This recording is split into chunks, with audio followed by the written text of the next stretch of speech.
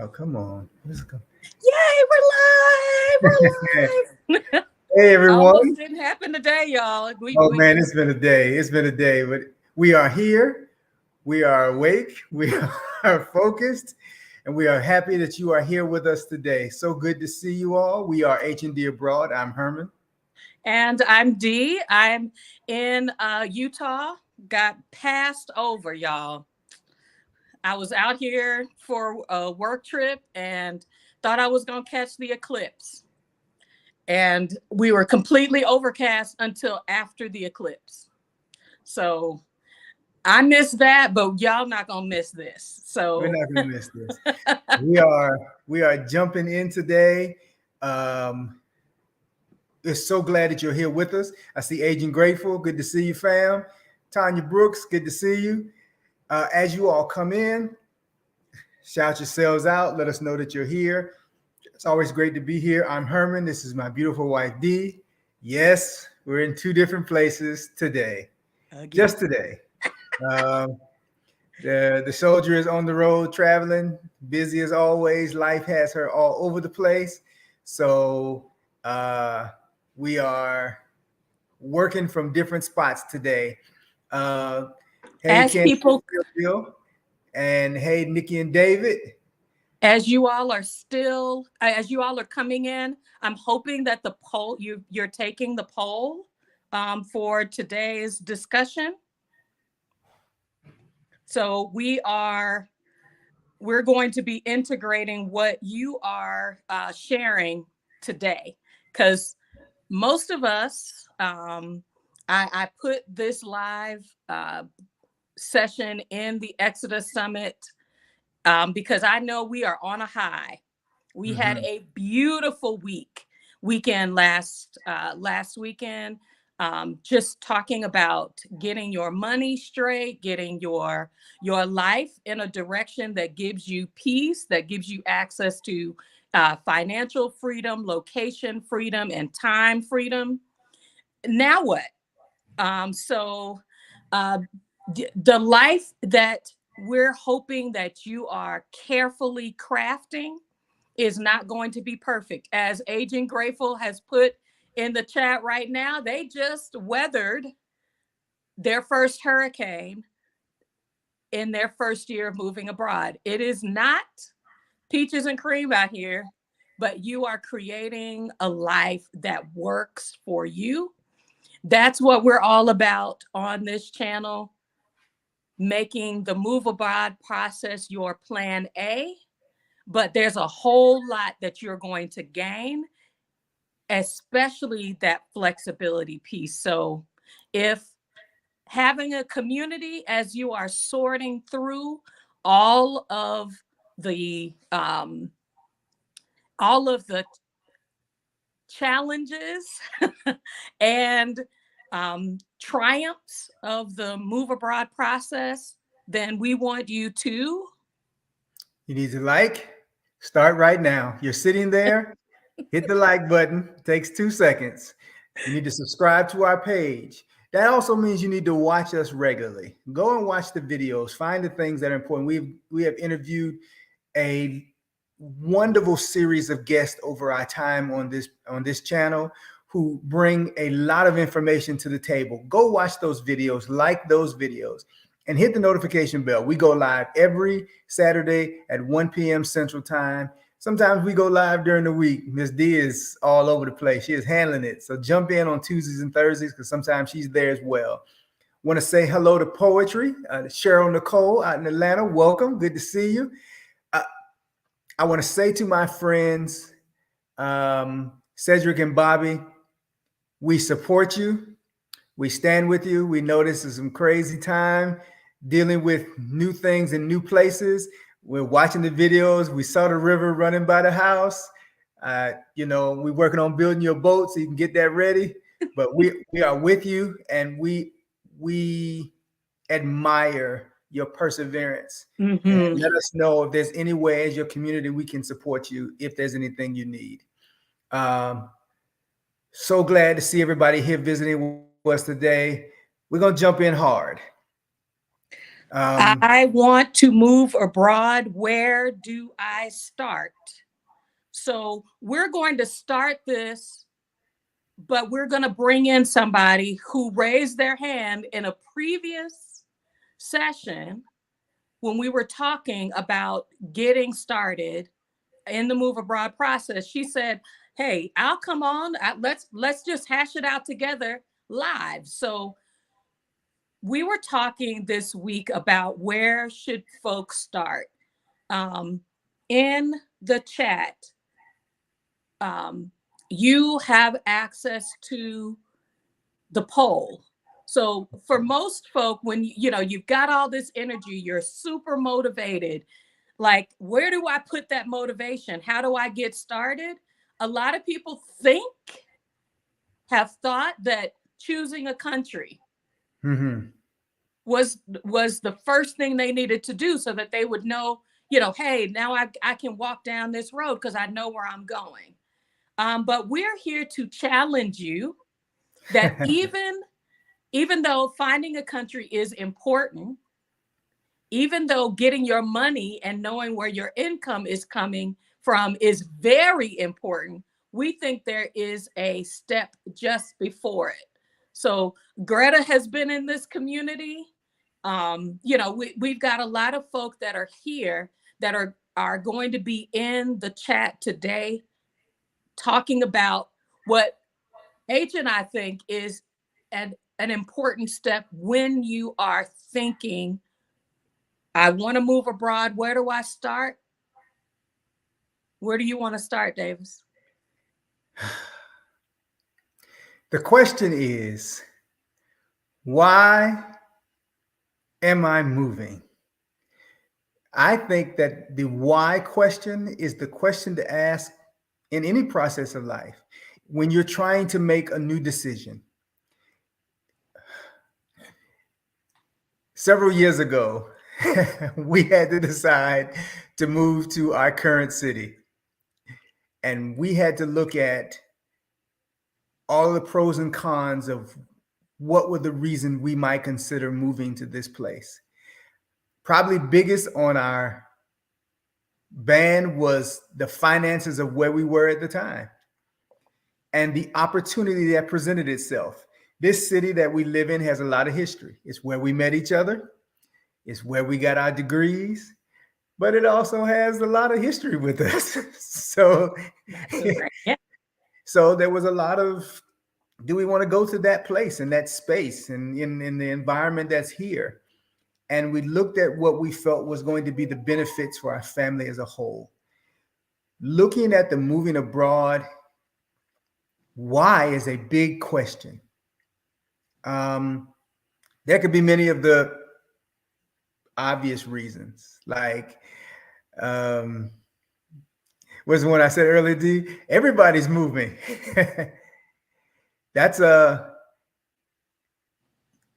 I don't know. We debated that one this morning some when we talked, because for me, I found that to be probably not a better choice because it centers around other people's decisions versus your own. But you said.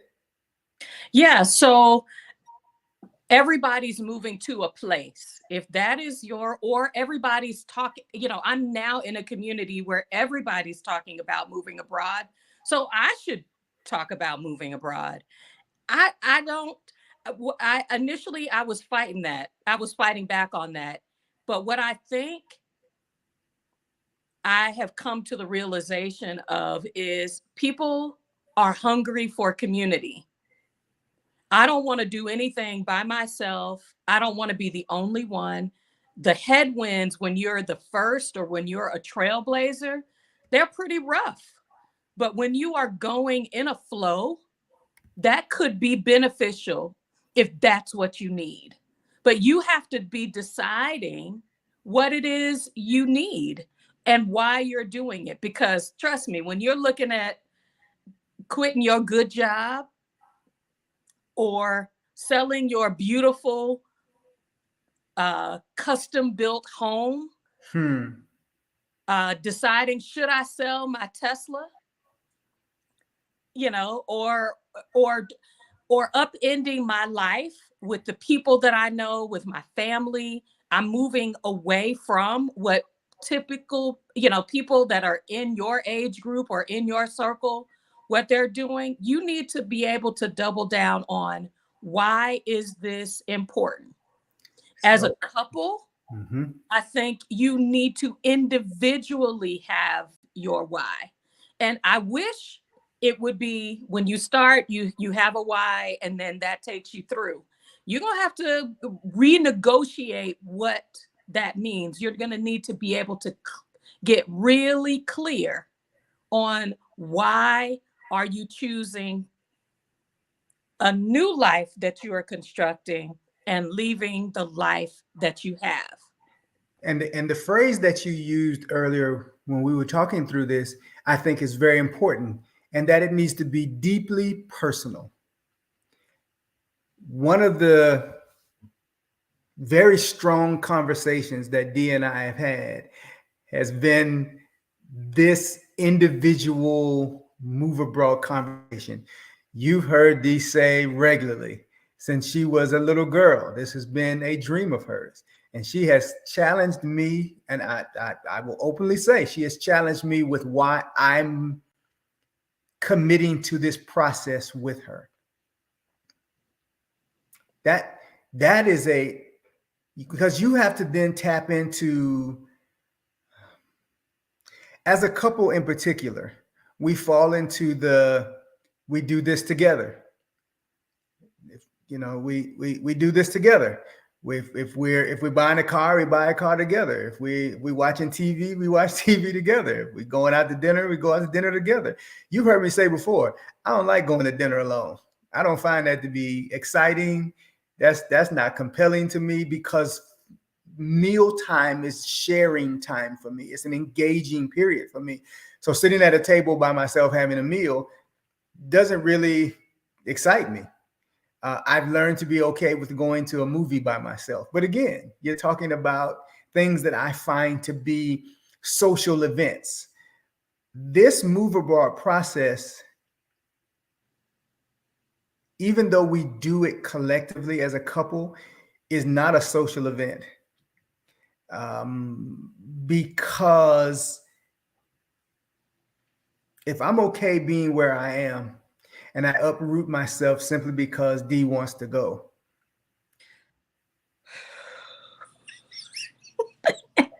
that pleasing, happy wife, happy life, that's gonna get real thin real fast. That's like me having a new groom taking a job from his father-in-law simply because the job is available. If it's what you do and what he does and it works out for the both of you, then it's a great opportunity. If it's he doesn't like the job you work and he wants you to be doing better, or he wants you to be within eyeshot of him, might not be a good idea. It has to be a choice that you make because you feel you're going to be doing something that's good for you. I shared with Dee this week that I am not in my heart work anymore. I do a job that doesn't bother me. It's not complicated to do. I know I'm going to get paid. There are challenges that come with it.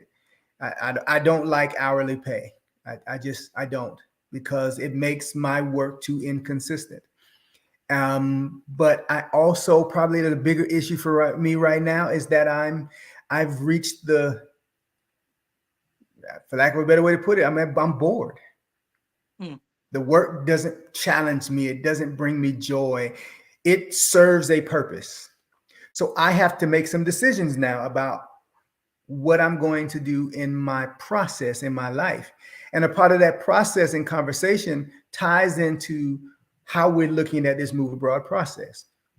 Can and will what I want to do passionately, is it, as they said in the movie, is it transferable? Can I utilize it in a way that makes me feel that is authentic to me, regardless of where we are? And that is a big deal. You got a lot of comments coming through. I'm trying not to miss them I all. know, because a couple of the things that they're saying we've talked about. So if you wanted to shuffle through what we had talked about, that yeah, there are financial benefits. What do I want to see in my life? Whether that is good food. Hey, I don't want the next medical emergency to bankrupt me. Yeah. If that is your motivating, if that's is a part of what is centering your motivation for moving abroad, yes. Hey, I'm not ready for retirement. I love that we're talking about, hey, there's a distance I have to, to cross to be ready for the time when I work less or I don't want to work at all. You have to look at your situation. You have to look with real, with the eyes of reality. Am I bored? Am I just doing the same things over and over again? The mental health part of this, I'm trying not to cry today because it's been rough. I've had a really bad few weeks. This is for where I work and the industry in which I work. This is our heavy project season. And, 12-hour, 14-hour days, I'm doing this weeks at a time and I am exhausted. Mm-hmm. So, Mm-hmm. who was it? Poetry said, I'm tired of being exhausted because I can tell the creative side of me, the side of me that can settle my mind at night and actually sleep is disrupted.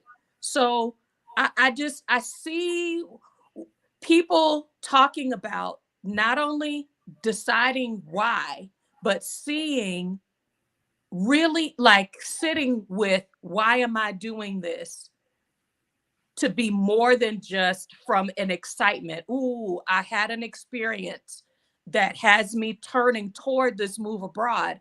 I want to get deeply thoughtful because I'm going to have to make life altering, life changing decisions. The men that I've interviewed, this is a common statement. This country makes me uncomfortable. I said recently in a conversation that Dee and I had, I am tired of looking over my shoulder. I am tired of feeling like I got to walk down the street backwards so that I have my, that there's no angle I feel safe in nowadays. That my family is the kids were here visiting, and as much as I've learned to begin to accept and appreciate their being in own spaces, there was a certain level of an unexpected level of comfort because they were all standing right here in my house. That's a big deal. This is a big one. We constantly talk about we're leaving the jobs we have, not only challenge our healthcare, but if our kids are here, and what will they do for healthcare? Because right now, we're making ours still available to them. So this is not something that they have to think about. That's really deeply personal to each and every person. But Servant Teacher Nikki says something up here that I want to. This is an important statement. Your why is what is going to help you navigate when you feel overwhelmed, when it feels like I can't do this. Then you can go, why am I doing this? Because when you don't have a solid purpose, and I'm not saying that what I feel like my why continues to challenge me with is that do I really know what I'm, do I know what I'm really getting myself into? As Cedric and Bobby on Aging Grateful have talked about the financials. Like, I'm going to have to do the hard things if I'm going to make, not just am I going to be able to make the move abroad, I'm talking about a sustainable life abroad. Like, I choose when I'm coming back. to the States. I choose how I want to live. I don't get run out of a country because I couldn't afford to pay for the visa. I don't have to have my choices put to the side because I didn't do the thought planning ahead of time. But then the flexibility that you need to have is built into that why process, because you can see yourself turning those corners that you have to make. If the money not coming in, you got to make a choice about, okay, do I need to get a roommate? Do I need to be open to that? Listen, we're having conversations about renting some of the space in our home, as well as being renters ourselves, as in downsizing. That is a big deal. This comment from Agent Grateful, having multiple streams of income, that does not mean overworking, that you have 2 and 3 jobs. We as a people have to do better at having passive income that is there for growth purposes and not for I have extra spending money purposes. Is one of the things I'm working on with my children. They make good money. I am excited for them, and they are working through that saving process, through that investment process, because money in your hand will make you forget that you have expenses down the road to prepare for.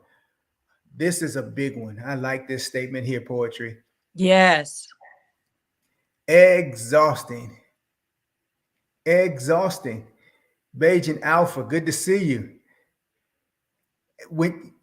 I hear a lot of people who have this same goal. The young lady we talked to last week, Fatima, said that her goal is to be fluent in Spanish.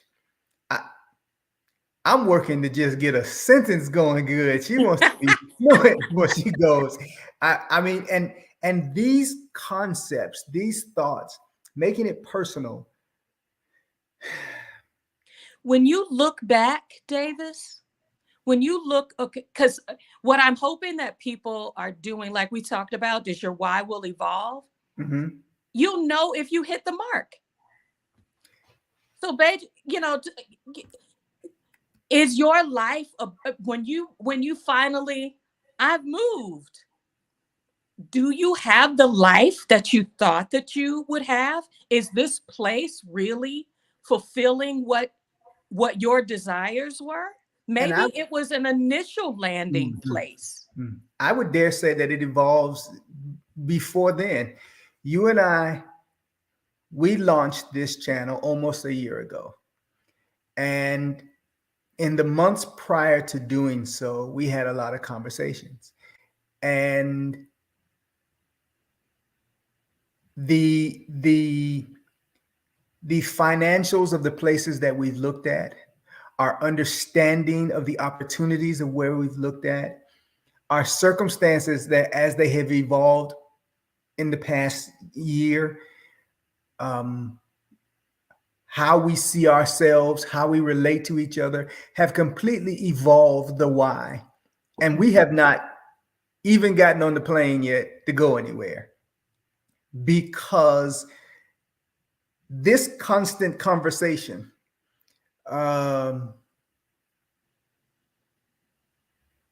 has unearthed a lot of things that we take for granted.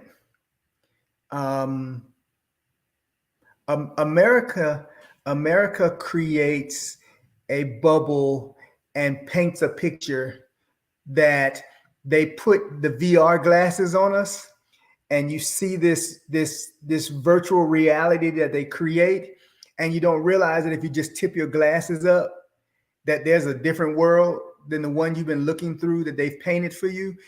It's like the kaleidoscope. You put the kaleidoscope over your eyes, you keep shifting, and you can eventually believe that your world is shattered and broken and discombobulated. But if you take that kaleidoscope away from your eye, you'll recognize there are pieces here that are together that are a lot more discernible than it's made for you to believe. And we've encouraged travel. And we're not talking about the moving abroad. We're talking about just traveling. We've encouraged traveling because I've seen a lot of people say, we were on vacation. And while we were on vacation, we went, oh man, this is not what I expected. And we're talking about beyond the vacationing joy. You know, they got into some spaces because vacation is hashtag honeymoon. You know, it's all good when you know exactly where you're going to eat tonight, and you're going to visit all of the landmarks, and you're going to see all the stuff, and you're going to be kissy and huggy, and you're dipping your feet in the water. Very few people get to go to the beach every day. Doesn't happen. Nobody is buying souvenirs every day. Doesn't happen. The people who live in the cities, we went to New York several years ago when my mother's mother passed. And while we were there, we went to the Statue of Liberty. And the people working at the Statue of Liberty as security guards had never been in the Statue of Liberty to the top because they live there. They look at it all the time. It wasn't a thing anymore. They became blind to it. Think about how many landmarks are in your hometown that you have never gone to see because you drive by it all the day, all the time, because you see the signs up about it. Your brain doesn't create any excitement about it. So when you go on vacation, everything's amazing. But when you take time to see something and say, I could really do this. I just spent nothing for a lot. Cartes has said it several times. If you think when you move that every night's going to be a party, it might be. Every night there's something exciting to do. There's either you're going to be broke trying to do all those things, go out to eat to all the restaurants, that is the life that you're building. It's not usually the reality of a place. Mm-hmm. And so the reason has to be clear. Spending time on the ground gives you some of that clarity. Being in community. So we're just kind of running down this quick list with you all so we can bring Destiny into the conversation. But if you are wanting to move abroad, the place you should start is get in community. Mm-hmm. You should, and we have talked on this channel before about how to find the expat groups, the Black expat groups, the melanated, the brothers and sisters of, for a country or a city that you're interested in, because they are talking about what life looks like. But you'll also be able to find people who are also on their way or have moved there. And so you won't necessarily be in a place by yourself, because while you are navigating the things that you need to be flexible on as you are in the move abroad process, you want to be asking questions from people who know the thing. Mm-hmm. You want to create accountability. So whether you are in an accountability group where you have found somebody, there are tons of channels. People are creating, what do you call those? Not just accountability groups, but Patreon communities where you can get in community with people who are saying, look, I didn't set a deadline. Come, as they say, come hell or high water. Mm-hmm. I'm getting out of here in 2024, 2025. These are people who are committing to, and you can, that momentum, you can keep going. You can keep that motivation, because somebody's going to check in with you and say, okay, so this month we are decluttering. How's that going? You're supposed to be selling stuff. Are you selling stuff? I heard you putting your house on the market. How is that blooming for you? How can we help? If you're doing this alone, This will be an uphill battle both ways. It does Mhm. not need to be. This, But yes, yes. I'm sorry. Yes. I mean, I just, because Yes. I know the people in this group, that you all have heard us say these things, but let's go ahead and bring Destiny in, because I think she and David are in a perfect spot for us to have this talk, because she was in the she messaged, let's see, no, I messaged her because we were both on the I'm moving to Thailand page. um, but they're at the crux of now what? So Destiny, why don't you kind of share kind of in the crux, because you talked about you and David's travel background, Michael. and then what happened after you had a transformative honeymoon experience that got you to the move abroad process. Yes. So we, I like yourself was always wanting to move abroad. I've always wanted. I had even before I met my husband. We've I've talked about wanting to move to Korea. I've talked about moving to different places, and was actually on my way to moving to Korea when I met my husband and changed my plans because like I was like I kind of like this guy. I guess I'll stay. I guess. But I've always wanted to move abroad and always was interested and fascinated with other cultures anyway. And for the longest, we were in that time where I was like, trying to poke at him a little bit. And then we went to Thailand. Absolutely loved it. He's not somebody who gets really excited until we're basically on the plane.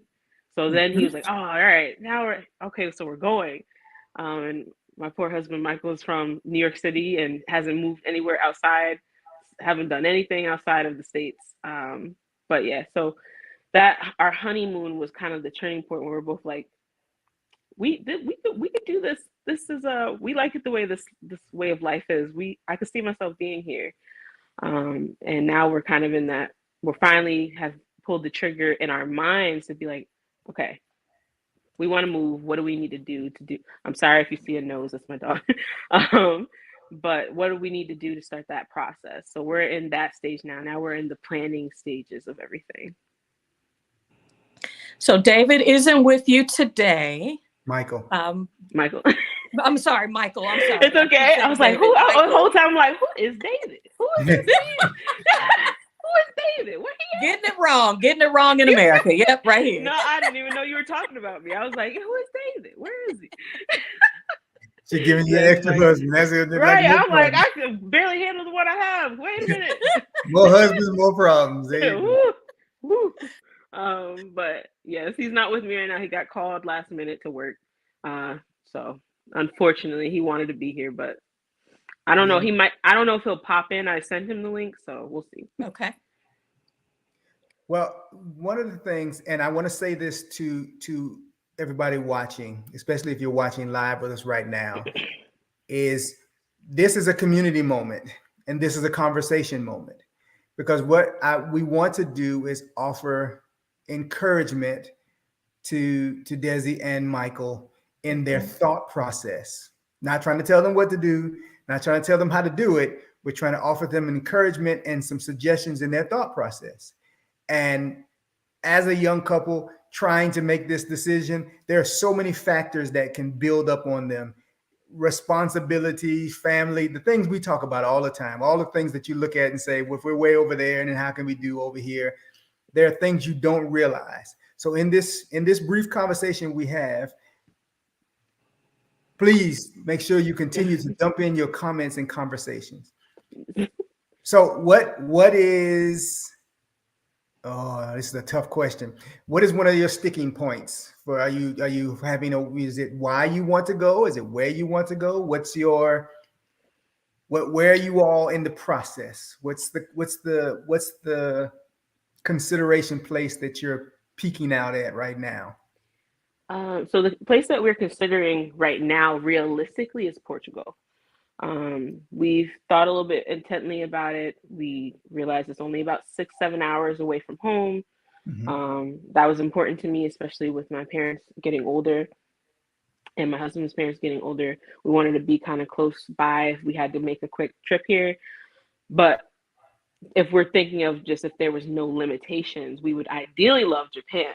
But Portugal is a good starting point. And I mean, I think to hit on like the first part of your question, the part that we're kind of not stuck at, but the part that the hurdle that we're currently trying to jump is our mental state with it. It's so, as millennials, we're so, especially my husband and I, we're so programmed to in our habit. And I know for me, I struggled with getting out of the mentality of my parents, and them being comfortable with us being here. And well, that's, like, because I was in the waiting room like clapping when Herman was talking. I was like, you better speak, go. So I'm kind of in this point where I'm like, we're trying to break out of the brainwash, if that makes sense. Like we're currently trying to break out of that whole cycle of like, America's best country on earth. Like we're out of the cycle, but we're trying to jump over the hurdle of the backlash that we're getting from family members. What is this, and this country's that, and it's horrible over there, and it's nothing as safe as the United States, and blah blah blah. And I'm like, well, the United States isn't that safe either. So I don't know what we're talking about right now. So we're currently trying to get over those hurdles.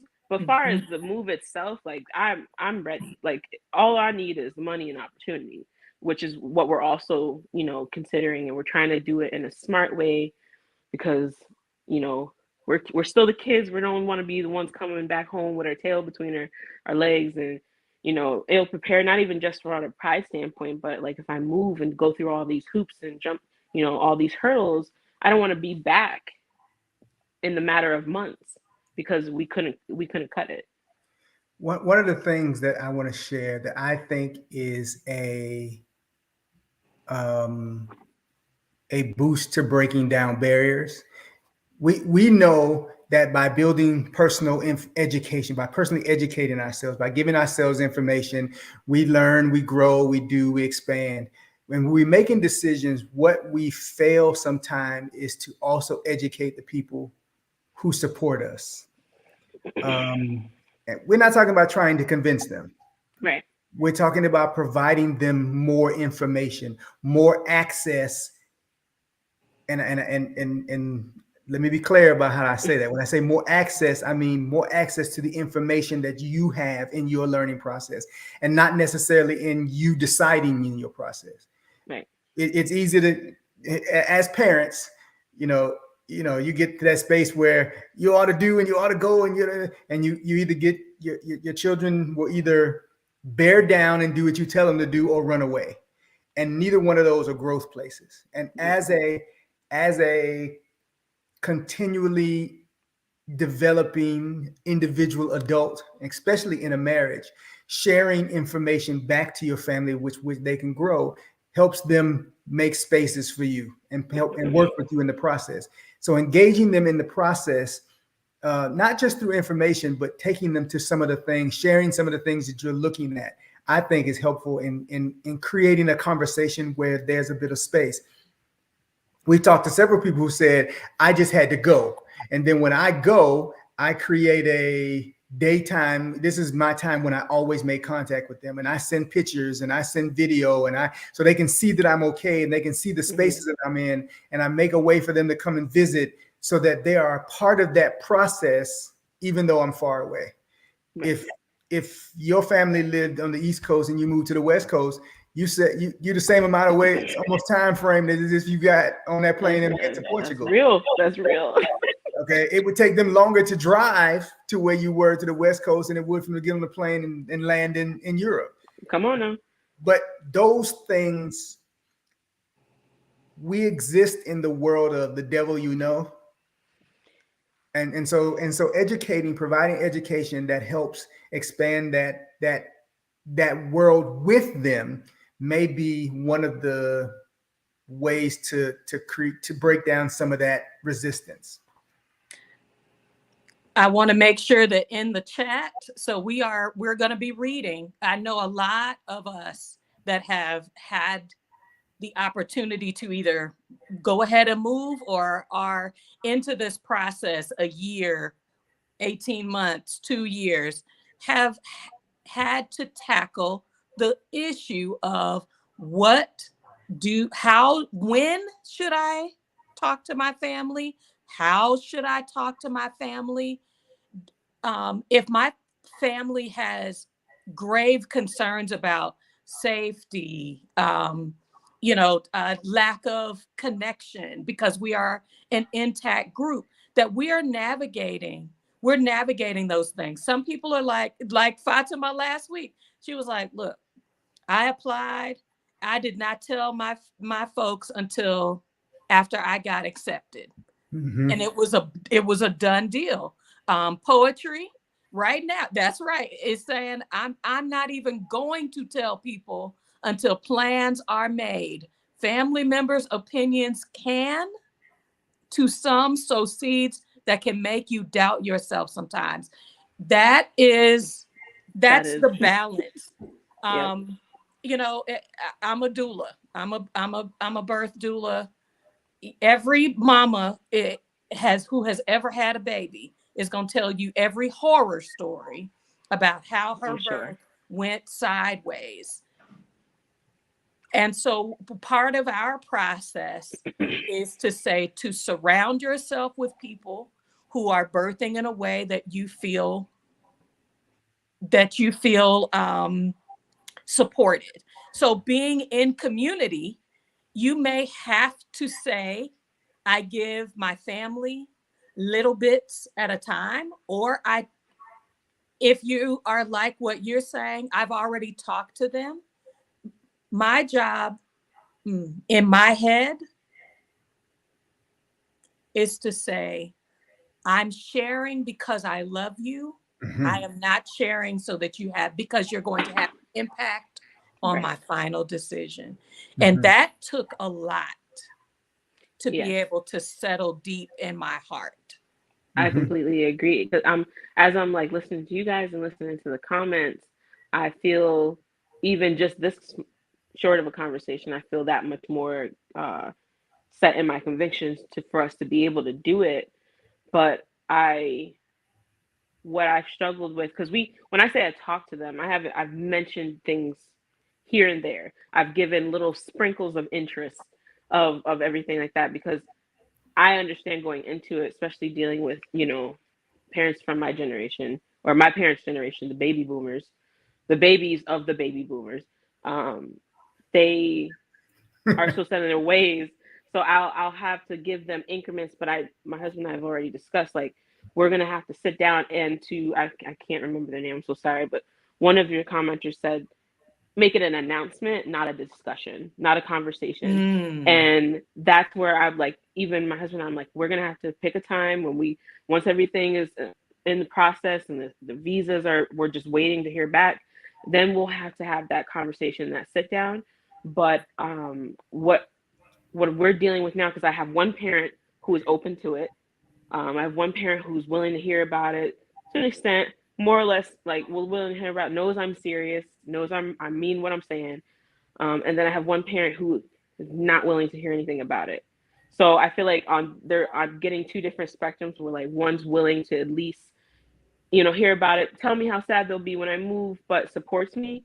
And then one parent who's just the idea of me just not being here, because I'm not only, like, obviously their child, I'm like an integral part of their lives. Like, I'm the caregiver, I'm the go-to, I'm the call, running errands. I'm that person in the family. So is my husband. So if we move, that's like that's part of their being uprooted as well. But I can't live we're realizing, and it took me years, it took, me going to therapy, it took me addressing my mental health concerns and everything like that to realize I can't live for everybody.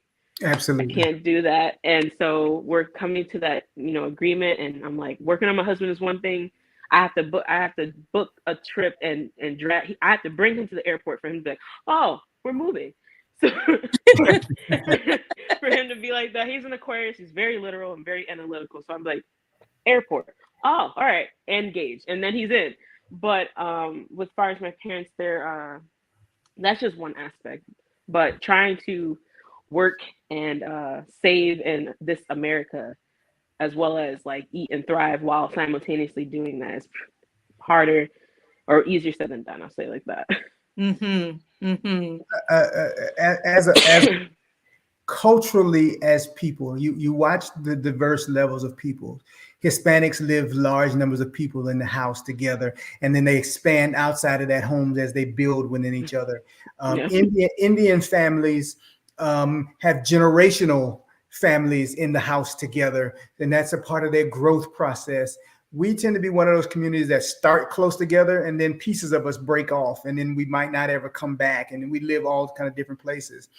And being as deeply involved in you all's parents' lives as you are, one part of the conversation may be with them how you're going to fill those voids, not for them.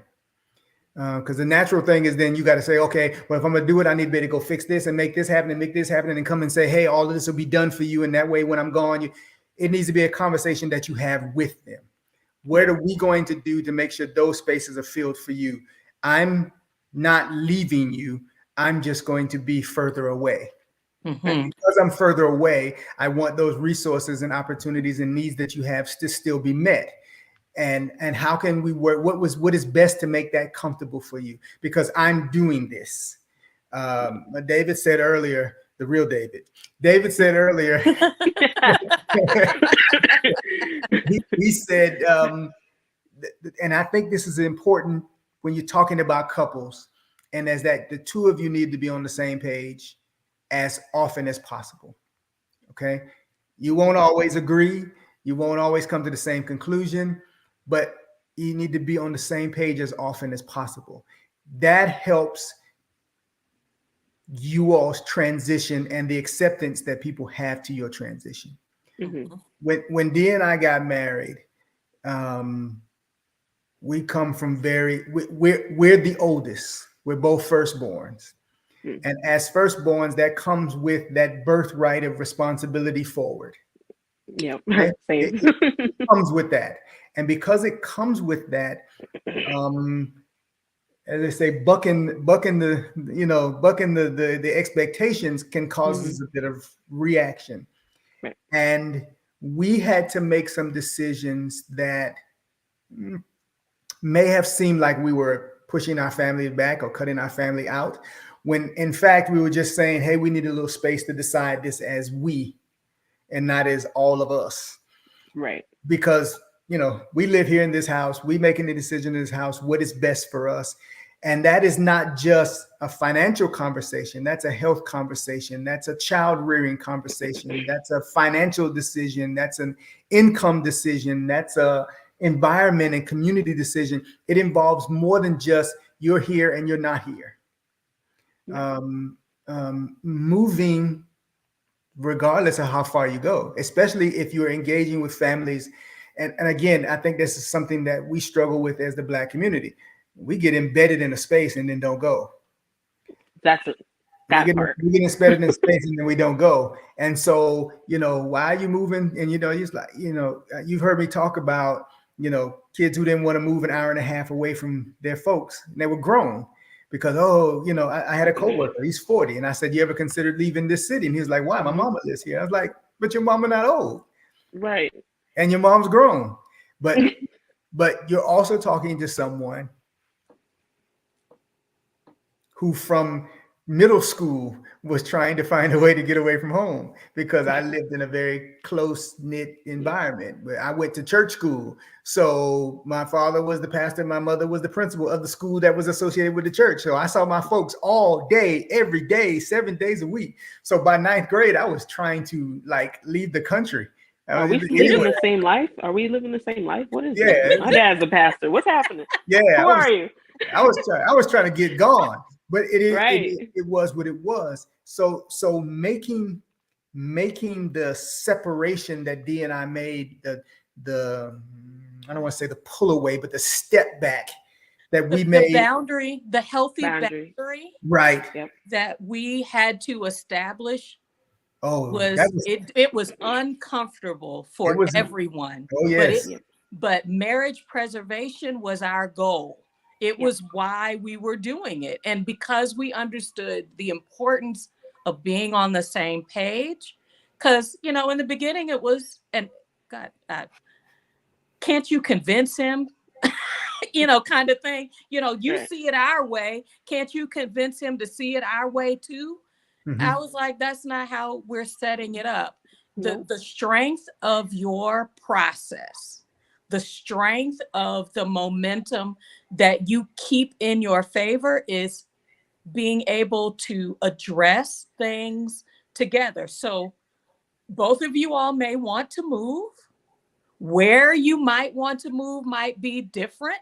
So you have to kind of come up with what are your list of what countries are in or out. Right. When you are looking at these conversations with family, I think it's not just what they're saying. I think you need to also kind of use those emotional awareness cues as well. This is frightening. So, considering their fear, I hear what you're saying. It sounds like you are afraid for our safety. This is how we are considering these elements that let you know we're okay. Right. Because feeling heard is, I guess, one camp. Mhm. They want you, the people that are in your circle want to feel like you hear them. The other part, they out here making decisions and they never left the country. They don't have a passport. They're just going off of what they know. But I think we have a responsibility because in Black culture, family considerations are a priority.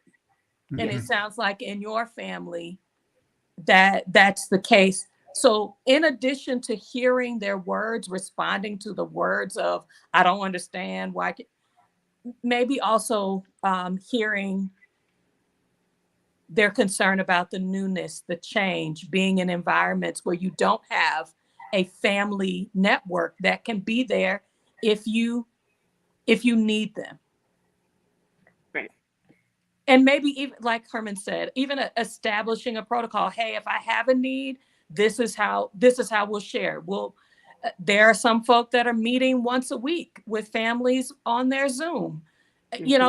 There are a lot of ways you can leverage the family component, and I'm so glad that you're considering it. So life is lifing for you all. Yeah. What about your life is propelling you toward the move abroad?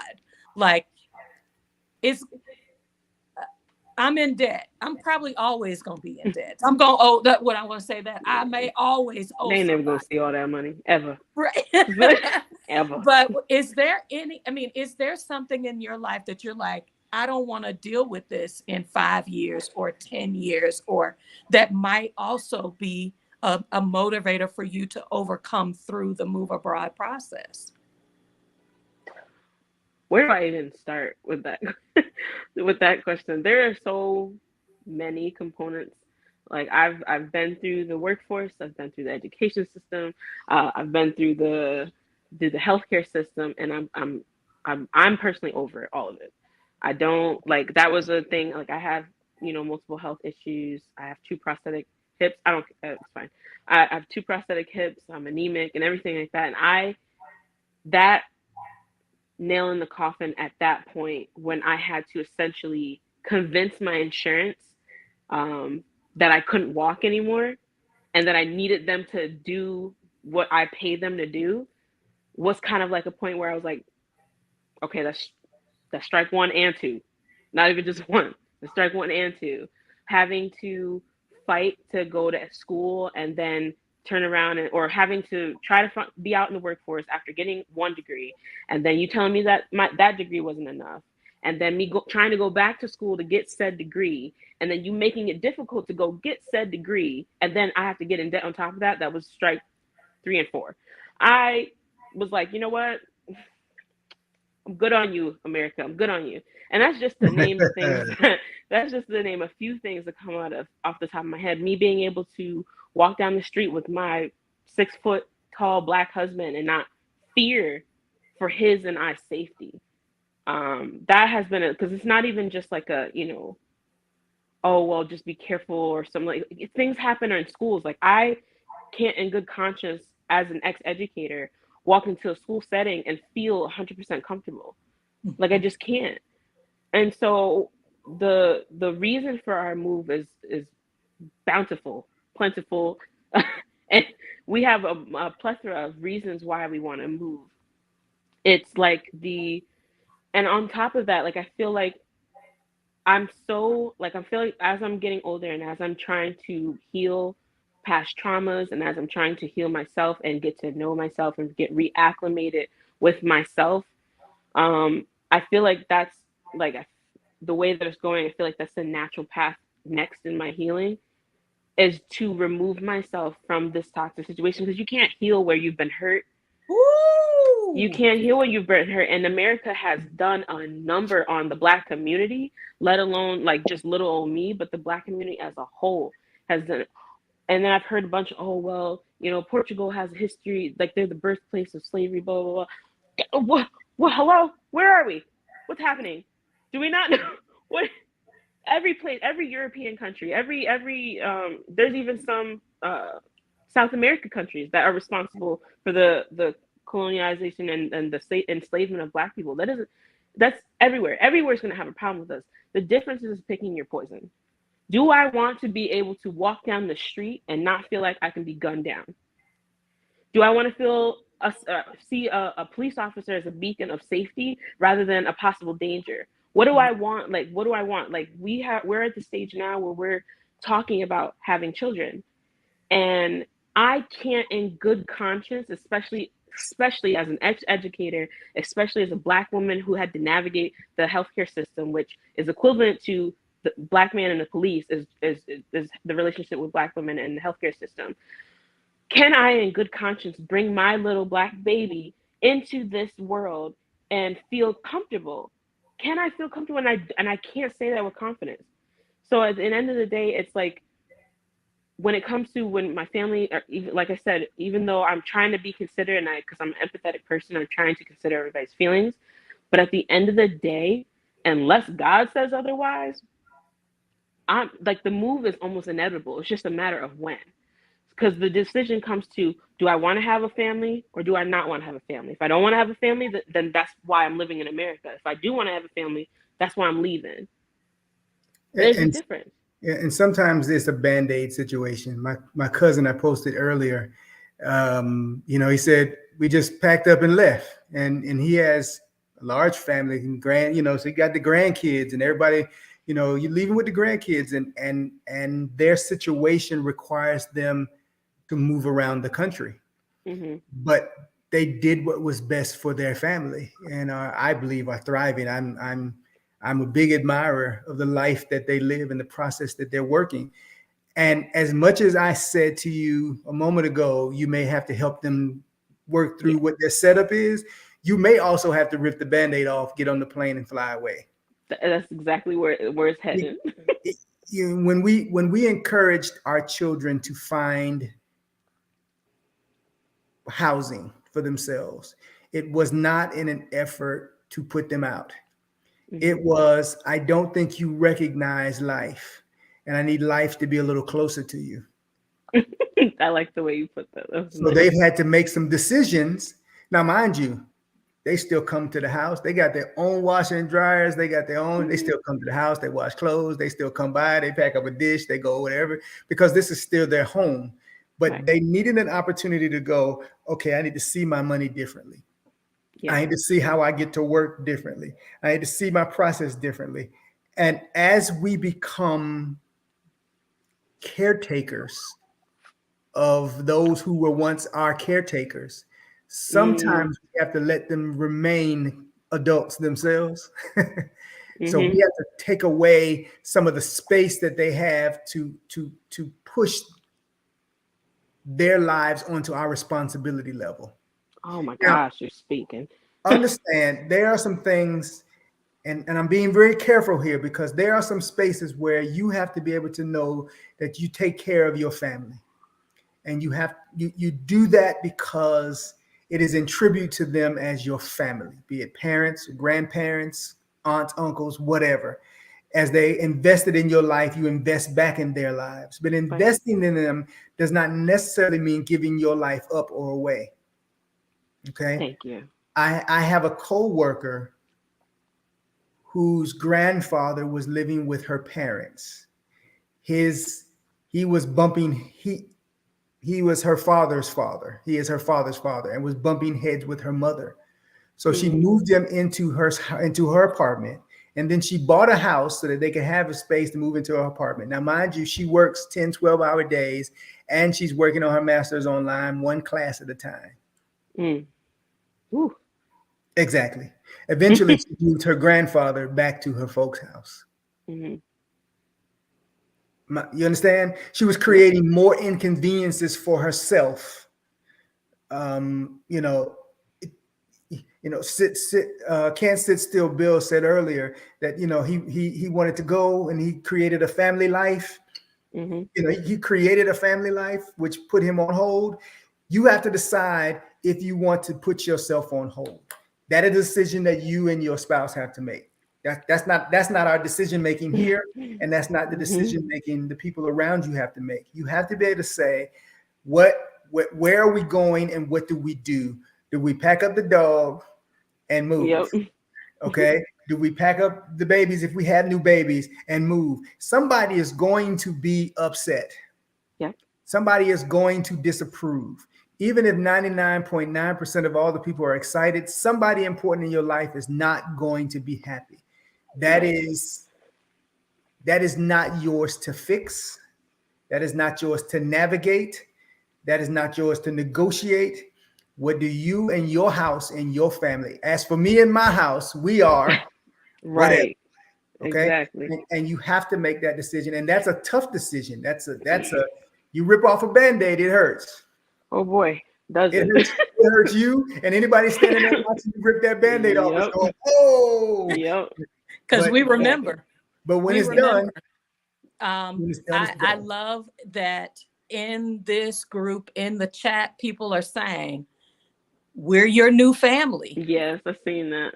We are here to hear Yeah. you, to give feedback, to give new ideas, to support the direction that sits deeply into the life that will bring you joy, that will bring you and your husband closer together, that will help you all to move past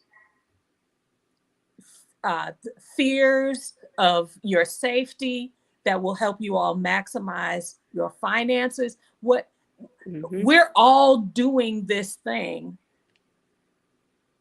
but you've got 50 cheerleaders Yes. that are For the now longest, I saying, thought I was alone. I and thought you for the longest I was alone in this. I thought I was an outlier. I thought, oh, not a lot of people doing that. But as I researched and then as I found you guys' beautiful channel and you on the Facebook forums, I realized I'm like, okay, so we're all going through this like mass awakening / mass migration. Like we're all Mhm. realizing that okay, America is not great. There's other options out there. We shouldn't have to be, if that's what you want to do, if you're a 9 to 5 is where your coziest at, fine. But it's not something that we have to do. We don't have to work paycheck to paycheck because that's essentially that's my generation's reality. And I know we talk about the generations, but it's the easiest, thing that I can relate to. Like millennials my generation's been taught or trained almost like militantly you go to school, you get good grades, then you go to college, and then you get good grades there, and then you go out, you get a job, and then you get married, and then you get a house, and then you get old and you die, and that's it. And that's the cycle that I was trained. So then me stepping outside that, I've had arguments with my parents about not wanting to take the house. I don't want to take a house. I want tax. I'm not planning on being here long. I didn't say that to them at the time because I wasn't there mentally. But I'm like, I'm not getting no house. I'm about to be out. Like, for what? So it's like, I feel like I'm battling myself, my identity, because like Herman said, like Black people will get someplace and we'll just set roots and we just won't move. And I'm sitting here thinking, I'm like, okay, so just if we're talking about the facts and not just, our ideas, statistically speaking, most countries are bilingual. Most people in countries are bilingual. Out of school, bilingual. Education system's better. Healthcare is better. But we're the number one. This isn't adding up. So then that's when we started going down. My husband and I started going down that rabbit hole. Let's look into some things a little bit. Okay, Portugal's healthcare is almost unmatched. They're voted one of the safest places in the world, let alone Europe. Their education system is unmatched. It costs $300 per year at a university there for someone who's an international student. I wanted to cry when I thought about my student loans. So I'm like, there's the math isn't mathing. You're telling me that we're the best. Like one of the conversations, I woke up, finally got out of it. Like I said, going to therapy, and now we're starting to set those healthy boundaries with our family. And in the midst of that, because that's kind of how this came about and how we found you guys in the midst of it, in the midst of us setting our healthy boundaries, which was a problem, in the midst of us getting closer to each other, we realized that we just aren't happy here. We're not living the best that we think we can. Our money doesn't hardly go anywhere at all. And we're just realizing like this just isn't for us. Like, but the idea with especially dealing with my parents who are, the baby boomers, well, we this is where we prefer. So you should just automatically like it. And I had to tell my dad, I'm like, Dad, you're not even from here. You're not from New York. You're from North Carolina. What are you talking about? And you've lived all around the world. So I don't understand. So at any rate, we're awake now. Our eyes have been opened, and finding this community has been a blessing because I'm like, we don't feel so alone and we don't feel so isolated, because when you're dealing with family members who have that perspective and have that mentality, it's very easy, at least it was for us, to feel very isolated and on like an island alone. Mm-hmm. This is a very important statement here, I believe. The not just the Exodus Summit women, but I think I'm going to share with you something I said to Danica this week.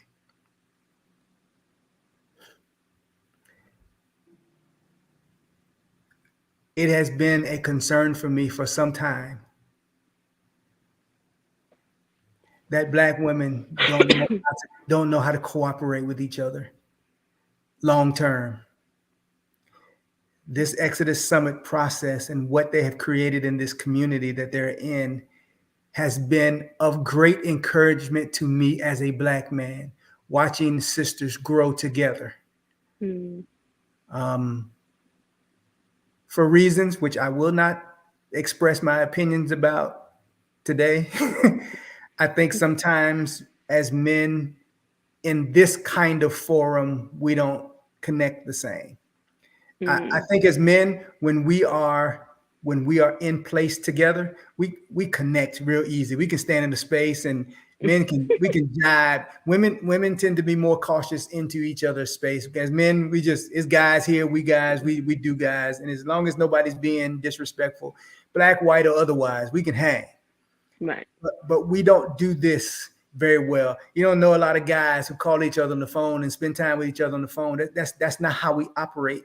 It's not how we were educated, right, in our involvement with each other.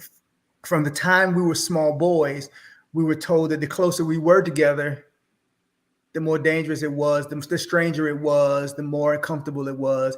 So the only places we had to bond was on the court, on the field, or in private, okay? Or in fraternities, things like that.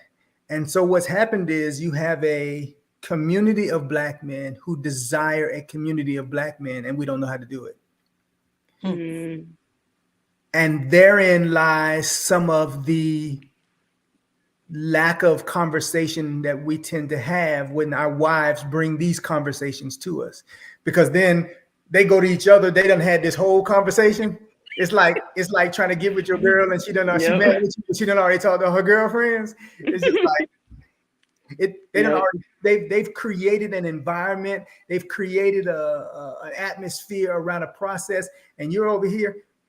We and a lot of our lives flow that way. Women come to the marriage table having talked about being married their whole lives and the whole thing, and we talk about it when we go, oh, I like this girl long term, and you got no plans, you got no, and a lot of our lives are focused like that. It's not because we aren't planners. It's not because we don't have ideas. It's not because we don't have thoughts of our own. It's the community to have these kind of conversations are more limited than they should be, especially for men of color, Black men in particular. So what David is suggesting here is there are men groups, even if it's not to the country that you're going to, all over Facebook, all over social media. I'm gonna stop holding and pull the trigger and work on one of my own. My wife has been waving a while now. I was about to say, what's your community? I'm gonna throw him right in there. Yeah, because it's time for us to have some conversations, because we need to be able to be real about it. I think there's a part of it is for us is that we're afraid if we say. Uh-oh, you're frozen, Davis. Oh, he frozen in the good spot, right in the good spot. I know. Oh no, he was spitting too. No. Am I back? Okay. Yes, you're back. Go back. Say what you're gonna say. Yes, please. As men, we're afraid of saying, hey, I don't agree with that. Hey, I don't like that. Hey, I don't feel that way, because our wives, especially our Black wives, are gonna buck up against us. And in the words of Sweet Brown, anybody got time for that? Okay, anybody got time for that?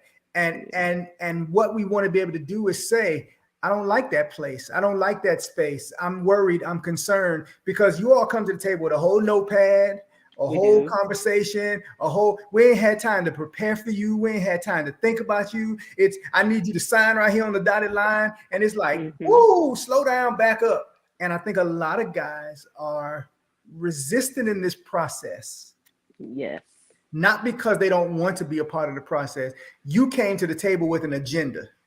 And an agenda does not always bode well for us.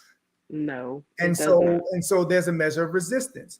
So as men, I need us to create space where we can say, okay, let's have this whole conversation. Let's blow it all out. Let's scream, let's holler, let's cuss, let's say all the things we're going to say, so that when we come back to the table, we feel like we got our notepad. And it's like, no, I don't want that. I get that scratched off. There are groups out there. Hold on, because I think that's Big Will that's talking about his community in Panama. Oh no, that's Can't Stip Big Will, but he's talking about Big Will's community. Yes. I was going to say he's talking about Big Will's community. I know Krishan Wright of Blacks at Global. As part of her passport group, there's a men's group there. So please, y'all, what I have found when I get on these pages, and so as you all know or may not know, my first place was Thailand. So once I found the Southeast Asia group, I was like, so I can now ask my questions in community with people that look like me, where it doesn't sound odd for me to ask questions that are culturally relevant. As a Yes. woman, I'm going into the Exodus Summit community, asking questions as a woman, as a mother, as somebody, preparing for menopause. I mean, like, we're asking the real life questions without the negative blowback of why you asking that, and that's not really relevant.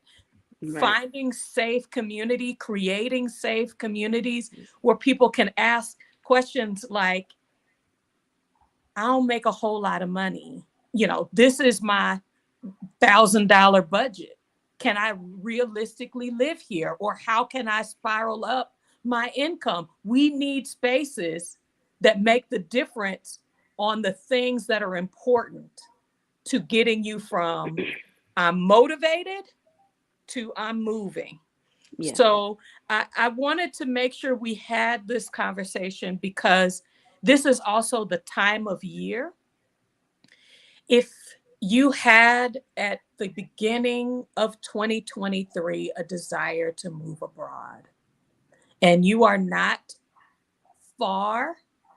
as far as you would like to be on your path to moving abroad, we got 2 months, young people, to double down on our why. Why, literally, y'all, where's my notebook? Get your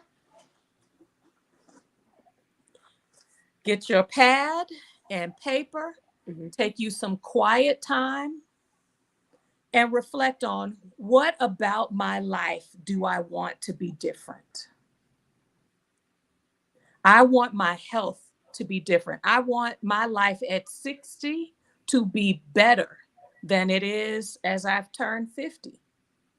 I want to have a different relationship with money. I don't want to be making a 6-figure salary, still fighting for my doggone life in these capitalistic streets that's always setting the bar just farther than ahead than I have. I have to get that one more degree, that one more certificate. I really, the media is telling me I really won't be happy until I get that car, that I get that custom house, that I get, I'm tired of the bar. I have tried for 50 years to catch up, and I never will. So I'm changing the game. It's time to change the game. I don't want, what was the thing this morning? I'm tired of trying to manage my stress. Oh, I don't want to manage my stress no more. There's stuff I need to let go of. Completely. Okay. I need to center wellness deep in my life. I need to be able to cook meals because that is how I'm going to stay healthy. I need time to go to the gym, to take a walk, to take a nap. Baby, siesta is the life I want because I went and experienced it. Yes. When we are in this move abroad space, y'all, the why is needs to seep deep in your spirit. This is a soul process. This is, if you're in your head about this, if it needs to make dollars and cents, if it's logic, if it's all about the logic, you are missing an opportunity to look into your heart, to have your soul reach out and say what it has probably been crying out to you your entire life. I want peace. I want safety. I want a life where I am connected with positive people, where creativity can bloom, where I have the space to make, I might start a business and in the US, and babe, you could go.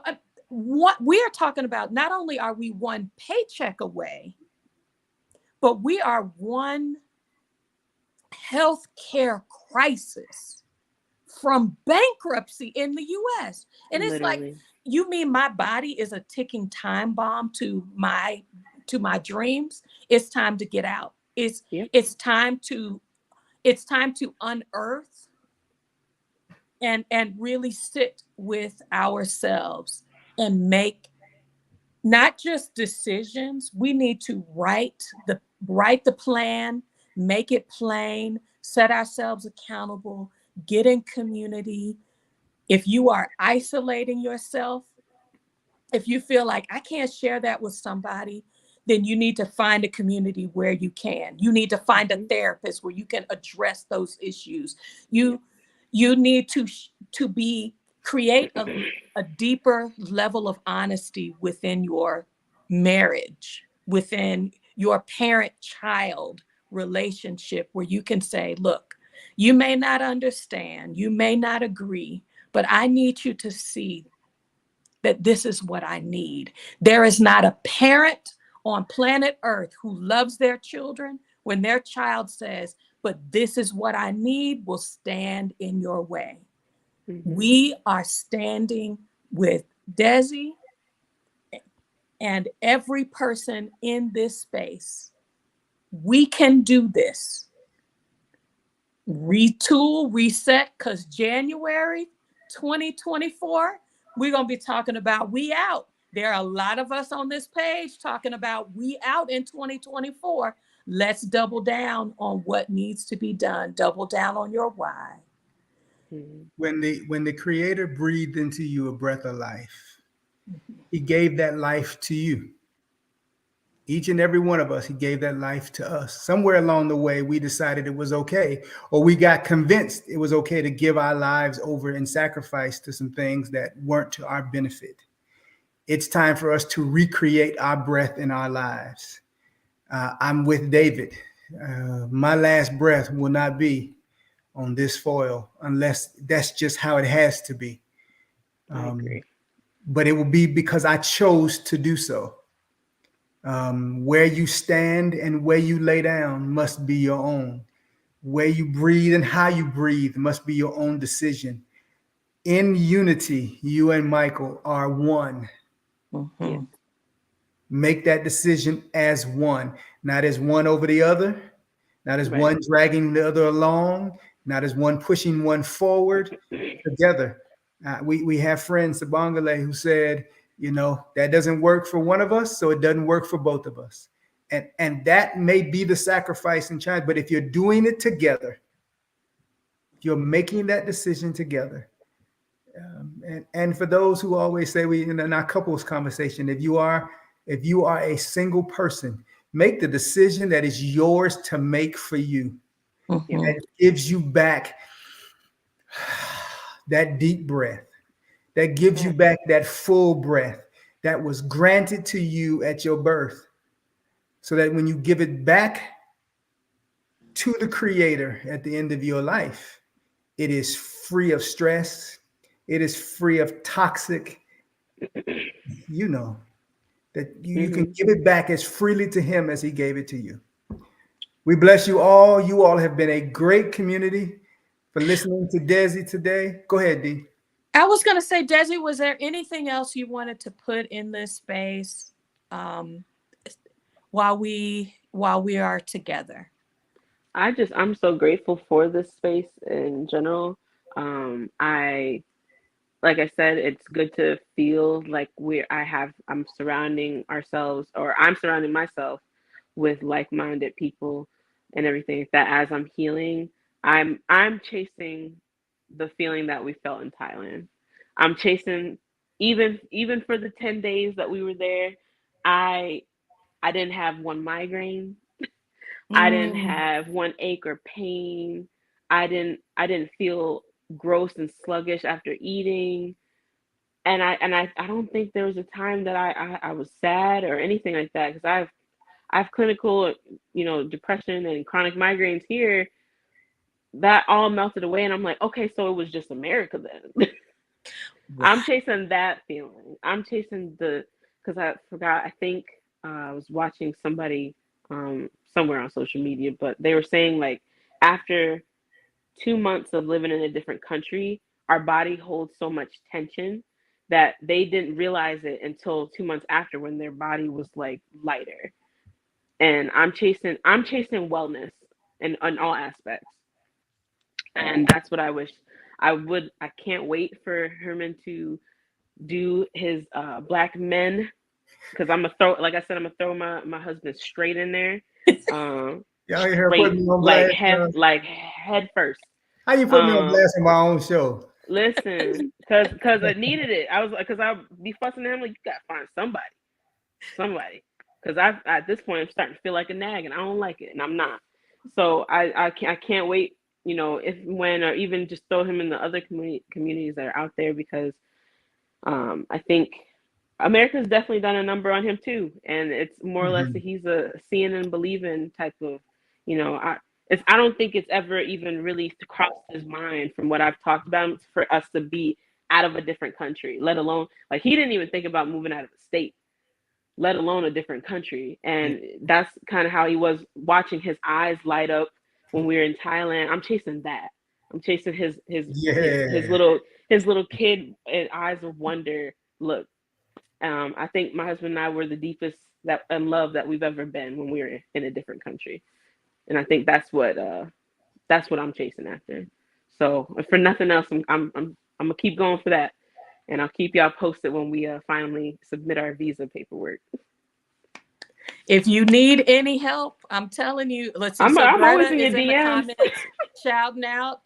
Black in Portugal is a huge group. They just did a men's meetup in Portugal.